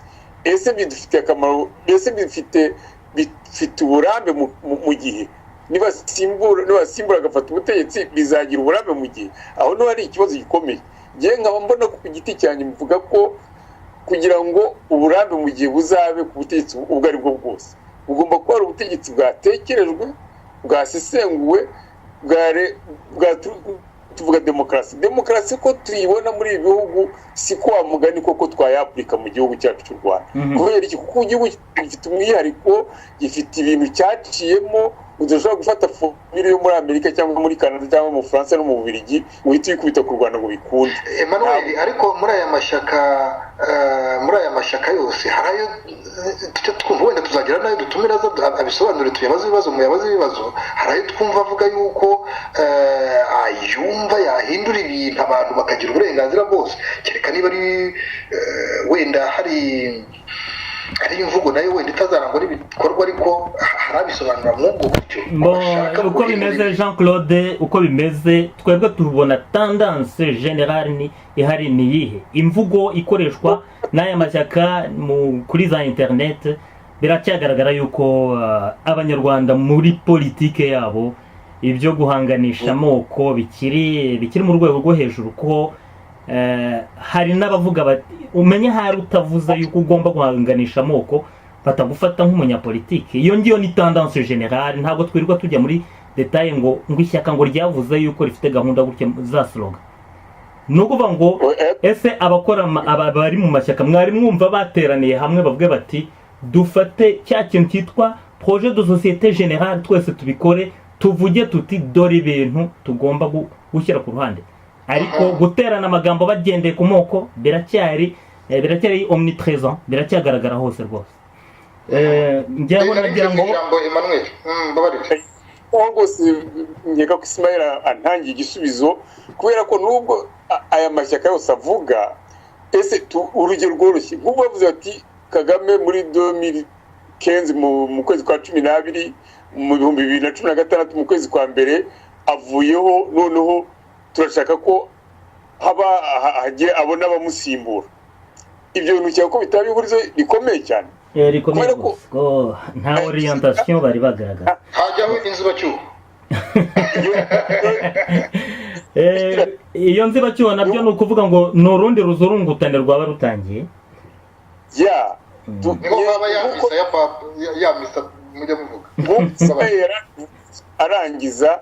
Dukeneye ko abantu bafata igihe bakajya hamwe bakareba ikizakorwa ku buryo kizasibanganya, kizashyiraho imipaka ku bintu by'ubugoryi twagiye tubona bugwira abanyarwanda bagahunga bakicwa bikarangira, kandi birashoboka. Nibyo nari ngiye kubaza mwese, navuga ntese nk'intego yo kurema u Rwanda rushya, umunyarwanda mushya, umunyapolitike mushya, mwumva izagerwaho gute? Ninde ugomba gufata iya mbere?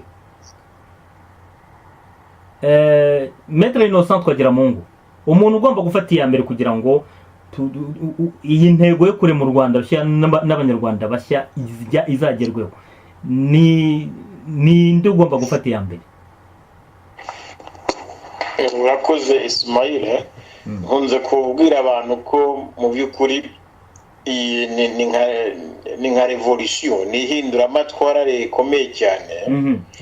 Rero nkunze kuvuga ko ihinduramatwara nk'iri ngiri rigomba guhera ku muntu ku giti cye, kuri buri muntu. Ni intambara buri wese agomba kurwana na kamere tuba dufite akenshi y'ubunyamaswa, ariko mu by'ukuri umuntu warerewe muri sosiyete nziza akaba atandukana n'uwarerewe muri sosiyete mbi.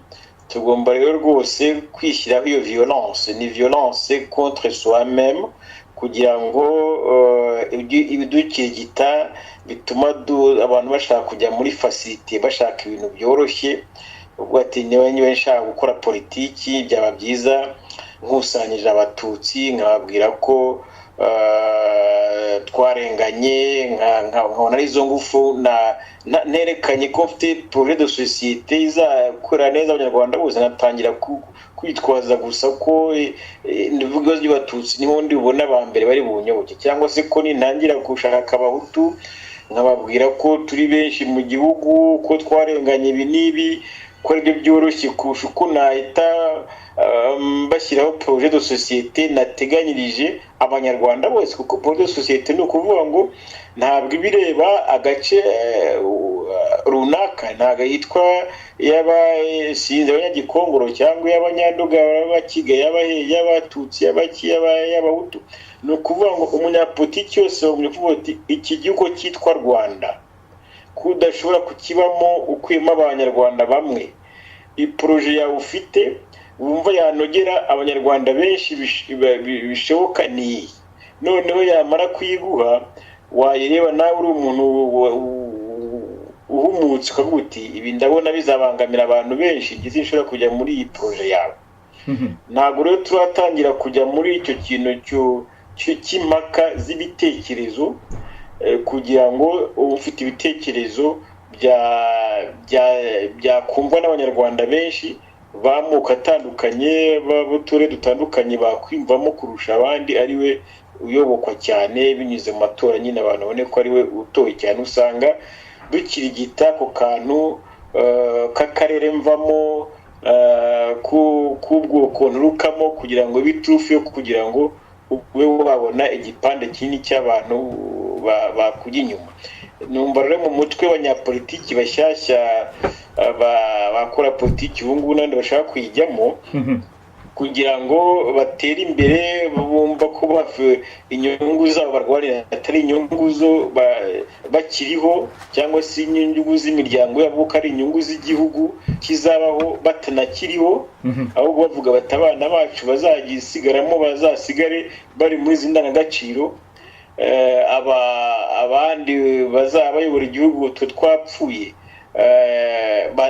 batazabirukana muri iki gihugu kubera ko ndabitwa amazina y'akanaka, kubera ko kanaka nawe yagize uruhare mu gihugu kuba ariko nerakoreye abantu bose.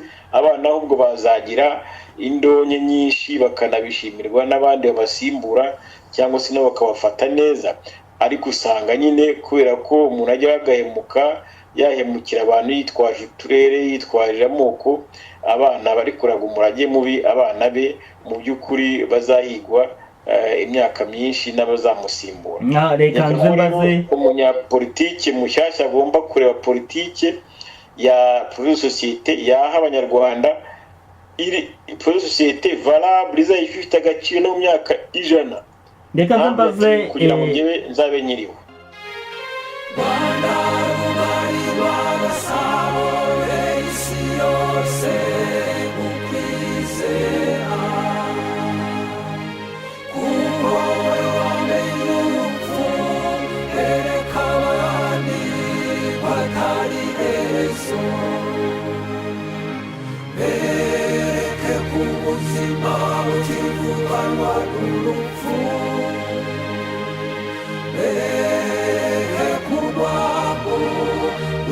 Kibasha imitima y'abanyarwanda, bereke ku buzima butivuganwa n'urupfu,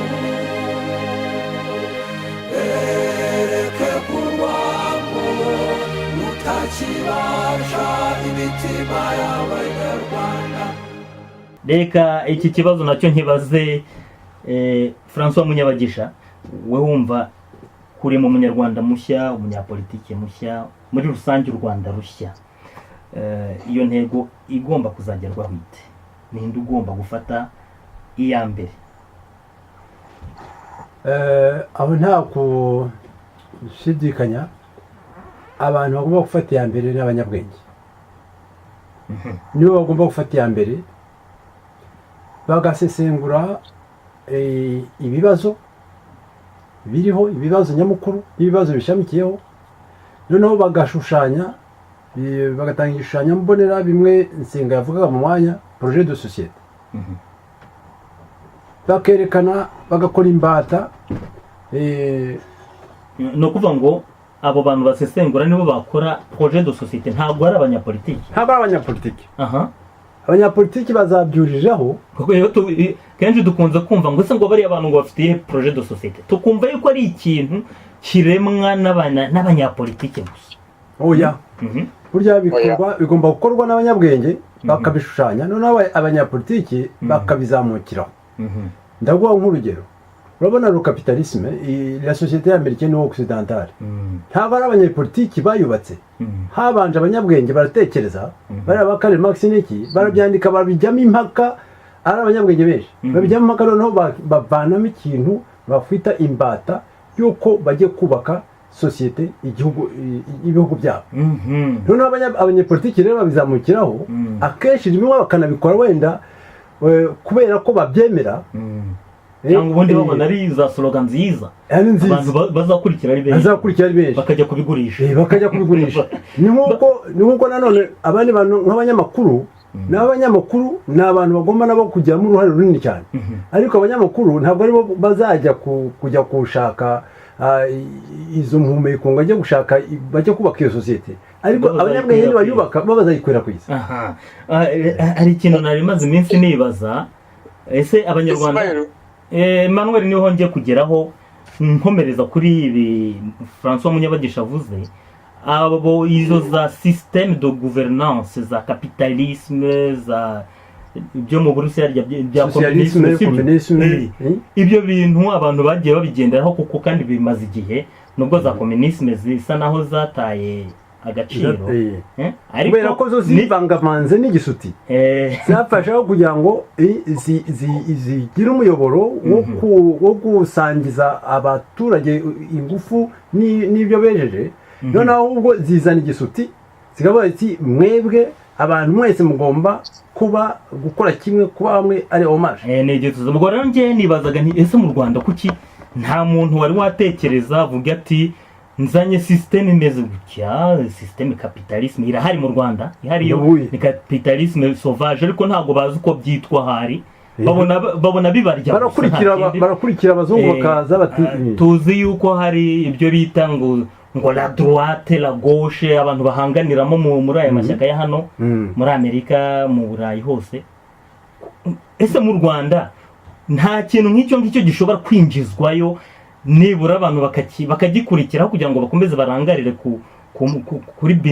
kuri ya calcul binaire ya Hutu Tutsi?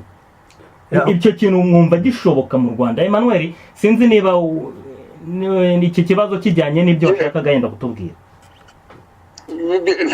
Birajyanye kuko biri mu kiganiro kimwe, ariko n'urugero nashaka gutanga urugero rw'abantu bari bakwiye gutekereza hakiri kare, rutuma ntekereza ko rutuma n'abantu batekereza n'ibindi byakagombye kubanza kugira ngo tugere ku kintu cyitwa yenda kugabana ubutegetsi na demokarasi, gushyira ubutegetsi burambye. Iyo utekereje nk'ubu ngubu turi muri 2015, barifuza ko muri 2017 Kagame yavaho.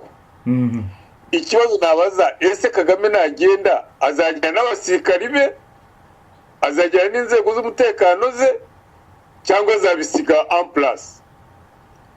Niba aramutse ajyanye nazo hazasigara vide, nabisiga en place bazinjira muri systeme imbizamera nk'iyi Burundi, aho umuperezida azatorwa 100%, hafi 100%, ariko ntabashe guteka bakamwica kubera ko asanze z'igisirikari ziri hariya zitamushaka. aho rero batekereza iki kibazo, abantu nibumva ko icyo kintu ari imbogamizi ikomeye, batagomba gushyiraguzwa no kwihuta, bizatuma batekereza n'ibindi. Bavuga ati ikibazo cy'igisirikare turacyumva kizatera ubwoba, kuko ntabwo uzagenda umunsi umwe ngo usimbure, ubu baravuga ngo ni igisirikare cy'ubwoko bumwe, none uzagenda ugihanagura umunsi umwe ukora abofisiye b'abahutu, ukora abasoza ofisiye b'abahutu, ukore les hommes de troupe b'abahutu. Ni ibintu bikomeye. Donc bizasaba ko ikintu cyo kubitekereza, hakaba nk'uko yarabivuze François, abanyabwenge bakajya hamwe, none n'abanyapolitiki, nuko uvuga urebye bigana ya nama kuko mu by'ukuri bigana ya nama kuko bizaza Abanyarwanda, abantu bakamara igihe batekereza uko ibintu bazasohoramo ikintu cya synthèse bazashyira mu butegetsi bw'u Rwanda kikaba format y'ubutegetsi bw'u Rwanda kigahoraho ubutegetsi bugendera niho amategeko azaturuka uzagenda ku mategeko. Ejo bundi nahoze mbiganira n'umuhungu wanjye umusore ubwo yarimo kumbwira ngo ariko ngo kuki bavugaho utututsi namwe noneho ibyo byose nuko mu Rwanda ubututsi n'ibyo birwanira ubutegetsi ariko si byo byonyine. Umusore wawe yaba bigereranya na gauche droite ntuza afite iyo esperance. umukobwa wanjye yarambwiye ngo papa ngo wowe na mama ngo muri abahutu cyangwa muri abatutsi. Uyu nguyu uribona mutoya yari afite imyaka 9. Urumva ati muri abahutu cyangwa muri abatutsi. Noneho yabajije nyina, noneho nyina aramubwira ngo abura icyo asubiza, aramubwira ngo nagenda ngo jya kubaza so. Araza arambaza ambaje, noneho igihe ndimo ngishakisha, urumva nawe ndimo ndashakisha, arambwira ati byihora ati let's faire papa ati Jose urumva ati Jose nawe ntikagire inkuru ati wowe, arambwira ati quand vous me chicanez vous êtes hutu et quand vous êtes bon vous êtes tutsi. Arumva nawe ni ce qu'on appelle en français les idées reçues. Noneho rero ku kibazo warubajije kubera ko abantu beza baba mu moko yose n'ababi baba mu moko yose. Hano hano muri Amerika du Nord hari ya vision manichéenne yo kuvuga ngo les bons et les mauvais, nibyo bipasa ku manuza, nibyo mu mashuri bigisha abana ku ishuri, nibyo bababwira iyo batanga ngo des exemples de la haine cyangwa siki, bavuga ngo les exemples ngo les Hutu et les Tutsi au Rwanda. Ibyo ni byabaye les Hutu méchants, les Tutsi bons. Ibyo ni noneho rero ibyo ugasanga umugani biragaruka kuri cya kibazo kare wigeze kubaza uti ni irihe shusho abanyarwanda bafite bagomba kuzikemura. None hano tugarutse ku iki ngiki wavugaga cyo guhindura ibintu kugira ngo ibintu bizahinduke mu Rwanda. Senga yamaze kudusobanurira rwose, hariya yaravuze impungenge z'uko abantu bumva yuko ngo Kagame agomba kugenda yenda ajyanye n'ibye bazabona igisubizo kimeze gite. Kuko ikibazo mu by'ukuri iki tugomba kwibaza nta nubwo ari Kagame wagenda cyangwa atagenda, ahubwo turebe ibibazo ubu ngubu biriho. Ibibazo biriho nibyo tugomba guhangana nabyo, tukamenya ibyo ari byo mbere yo kumenya gushyira ikibazo kuri ejeance. Kuri benshi hari abantu bumva Kagame ari ikibazo, abandi bakumva ari igisubizo. Ariko guhanga kureba icyo kibazo aho ngaho, urumva ni nkaho utwaye imodoka, urumva barakubwira ngo ujye ureba kure, sibyo? Urebe kure nibwo uratwara neza.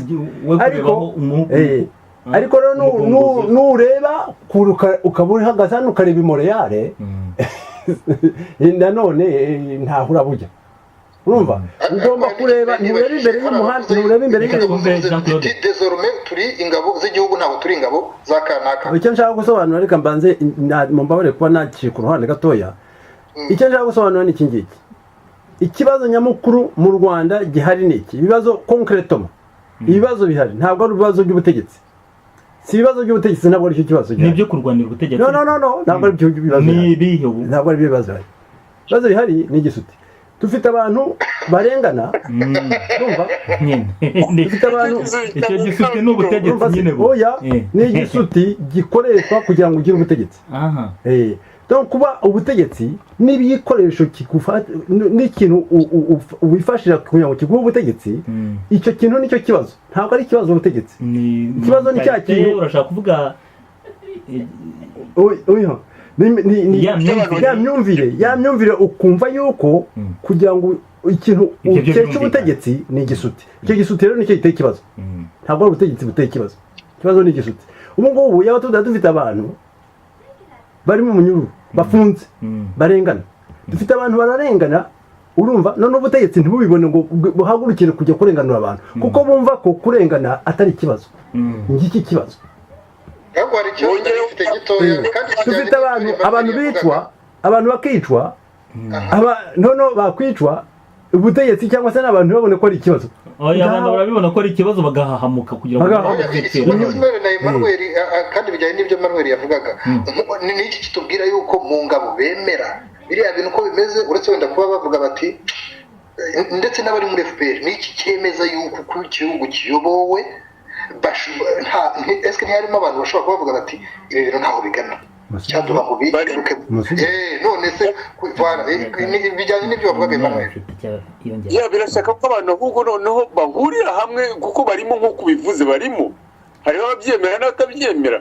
Ibyo rero bidasaba ko abanyagihugu bajya hamwe bakareba amatsinda azahura akiga ikibazo kuko agasitanga ingingo zizakurikizwa mu Emmanuel harimo abantu barimo batabyemera byo simbihakana ariko abo bantu batabyemera ntago bibabuza kuba bandosa no kuvuga ngo bagomba kwambika umwambaro umwe nabo babikora wumvise kiremporta Emmanuel nibyo barimo ariko ahubwo turebe n'abatabyemera n'abakireba mu ndorerwamo z'igisuti hari igihe babireberamo kuko arizo bafite arizo bazi nitubereka izindi ndorerwamo tukabereka ko ala place y'igisuti hashobora kuba inyuguti kandi inyuguti ko zababera nabo ko atari ibicucu nabo bashobora kumenya gusoma bakamenya gusoma kwandika bakamenya bakabona ko ibitekerezo na filozofi zirimo zikoreshwa mu butegetsi zizabaha kubaho neza kurushaho nabo bazahinduka. Aho rero niho guhindura abantu ari cyo kintu cya mbere kishoboka kurusha gushaka guhindura le system zigomba kuvaho zigasimburwa nta kuvuga ngo urazihindura ariko nuhindura abantu ubwabyo zizikora.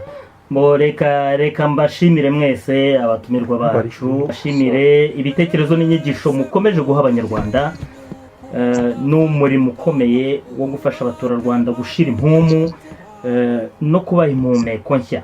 Iyo mpumeko akaba ari y'umwuka mushya nyine w'amahoro n'ubuvandimwe hagati ya bonse ibere rimwe. Iryo bere rimwe akaba ari igihugu cyacu. Twe muri VPRX na Syrie ni intego twiyemeje tukaba duhamagarira abanyabwenge n'abanyamakuru kuba intwara rumuri muri uru rugendo turimo. Namwe bari baduteze amatwi rero turabashimiye tubarari iki kiganiro cyacu cy'icyumweru gitaha tubifurije kugira impagarike n'ubugingo. Zuzi kwari inzozi zitajya mu ngiro nakugonda bizura haranira ishema n'amafaranga.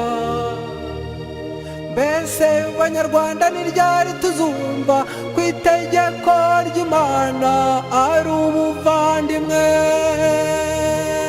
Mbese banyarwanda ni ryari tuzumva ku itegeko ry'Imana rigomba kuba ingiro? Mbese banyarwanda ni ryari tuzumva ku itegeko ry'Imana riruta ibintu n'amafaranga?